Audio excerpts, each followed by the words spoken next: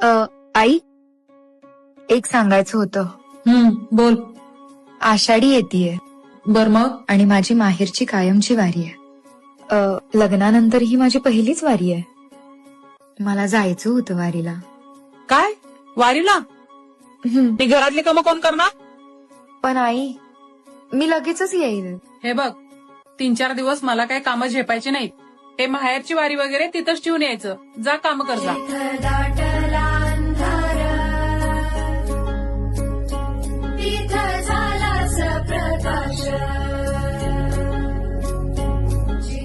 माफ कर देवा,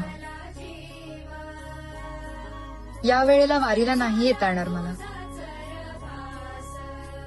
माझा नमस्कार इथूनच स्वीकारते.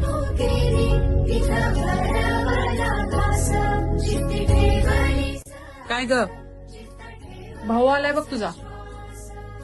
काय सांगितलंय? वारीला जायचं नाही म्हणजे नाही. काय कारण देतेस तुझं तू बघ. दादा, कसा आहेस तू? मी ठीक आहे. बरं ते सोड, मी तुला घ्यायला आलोय. तू येतेस ना वारीला? अरे, या वेळेला नाही जमणार मला वारीला. तब्येत थोडी ठीक नाही आहे. अरे, तू ठीक आहेस ना? काय ग?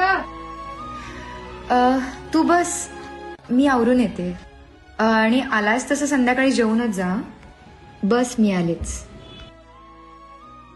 मी आहे, मी मदत करेन तुला. चल.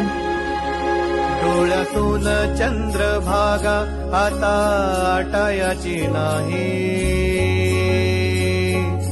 डोळ्यातून चंद्रभागा आता आटायाची नाही. उभ्या जन्मात विठ्ठला वारी चुकायाची नाही. वारी चुकायाची नाही.